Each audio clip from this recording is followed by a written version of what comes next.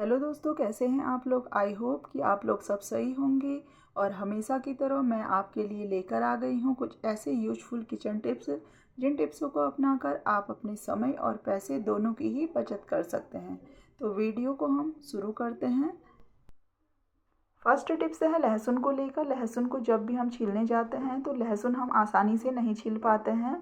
तो हम जब लहसुन छीलते हैं तो हम देखते हैं जो हमारा अंगूठा होता है उसमें काफ़ी दर्द हो जाता है और अंगुलियों में पेन होने लग जाता है। तो जब भी आप लहसुन छीलने जाए तो इससे पहले आपने लहसुन की कलियों को अलग अलग इस प्रकार कर लेना है और उसके बाद इस लहसुन की एक कली को लेकर उसको हल्का सा नीचे की ओर पुश करना है। तो इससे यह होगा जो लहसुन की कली है वो ऊपर से आसानी से खुल जाएगी और जो लहसुन है वो आसानी से छिल जाता है। तो इस ट्रिक के माध्यम से आप ढेर सारे लहसुन आसानी से छील सकती हैं। नेक्स्ट ट्रिप है प्याज और टमाटर को लेकर। अक्सर हम प्याज टमाटर की जब भी प्यूरी बनानी होती है तो इसे मिक्सी जार में ग्राइंड कर लेते हैं। तो कभी कभी ऐसा होता है या तो हमारा मिक्सी जार ख़राब हो जाता है और या कभी कभी तो लाइट ही चली जाती है। तो इस स्थिति में हमें घबराने की बिल्कुल भी आवश्यकता नहीं है। तो हम एक उपाय लेकर आए हैं जिससे कि आपकी यह प्रॉब्लम सॉल्व हो जाएगी। तो इस प्रकार के ग्रेटर जो होते हैं वो सभी के घर में होते हैं। तो हम इस ग्रेटर की सहायता से इसे इस प्रकार कद्दूकस कर लेंगे। तो जो आपकी प्याज टमाटर की प्यूरी है वो आसानी से बनकर तैयार हो जाएगी। आप उसे सब्जी में अच्छे से यूज कर सकते हैं। नेक्स्ट ट्रिक है मटर को लेकर। मार्केट से जब भी हम मटर लाते हैं तो इसे हम यूं ही फ्रिज में स्टोर करके रख देते हैं और कुछ समय के बाद हम देखते हैं जो मटर होती है वो जल्दी ही ख़राब हो जाती है, क्योंकि कुछ मटर हमारी ऐसी होती है सड़ी होती हैं। तो उन्हीं के भाग से दूसरी जो अच्छी मटर होती हैं वो भी ख़राब होने लगती है। तो जब भी आप मटर लेकर आए तो आपको मटर को इस प्रकार छील लेना है। इससे आपकी समय की बचत तो होगी ही, क्योंकि जब आप खाना बनाने जाएंगे तो आपको मटर छिली हुई मिलेगी और साथ में ही आपके पैसे की भी बचत होगी। तो इस प्रकार हम जितनी भी मटर है उसे छील लेंगे और इस प्रकार एक एयर टाइट बॉक्स में बंद करके रख देंगे। जितनी मटर आपको चाहिए उसका यूज कर ले और जितनी मटर नहीं चाहिए उस मटर को आप फ्रिज में स्टोर करके रख सकती हैं। अगली ट्रिक है नारियल को लेकर। जब भी हम मार्केट में नारियल लेने जाते हैं तो हम कोई सा भी नारियल उठाकर ले आते हैं और बाद में हमें पछतावा होता है, क्योंकि नारियल इतना अच्छा हमें नहीं मिल पाता है और उसमें पानी भी अच्छा नहीं होता है। तो जब भी आप मार्केट में जाए तो नारियल आपको मीडियम साइज का ही लेना है और साथ में ही आपको नारियल को इस प्रकार हिला लेना है।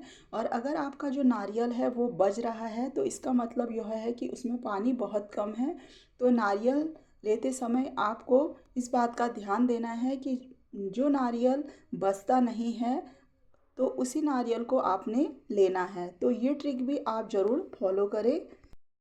नेक्स्ट ट्रिक है कोलगेट को लेकर, या कोई भी आप घर में टूथपेस्ट यूज करते हैं तो उसी से संबंधित है।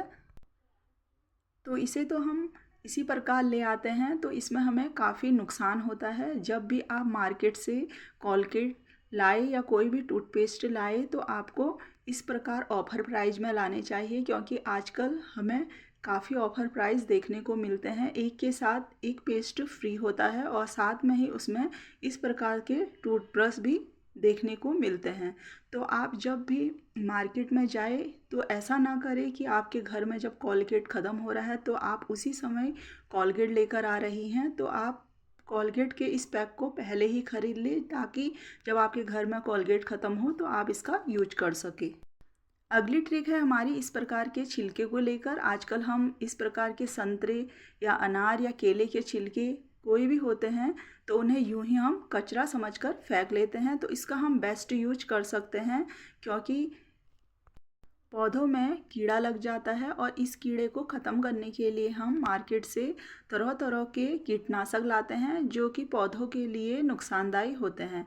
तो आज हम जो बनाएंगे पौधों के लिए स्प्रे वो घर में ही बनाएंगे। तो यहाँ पर हमने एक बर्तन में इन छिलकों को ऐड कर दिया है और साथ में ही इसमें पानी भी डाल दिया है। तो अब हम इसे गैस पर उबाल लेते हैं। गैस पे उबालने के बाद हमने इसे थोड़ा ठंडा होने दिया, तो इसके बाद हमने इसे छान लिया है। तो यह पानी इस प्रकार बन चुका है। तो अब ठंडा होने के बाद हम इसे एक स्प्रे बोतल में ट्रांसफ़र कर लेंगे। यहाँ पर हमने इसे एक स्प्रे बोतल में इस प्रकार डाल दिया है। और अब हम चलते हैं पौधों की ओर। तो देखिए यहाँ पर हमारे जो पौधे हैं उसमें कीड़ा लगा हुआ है।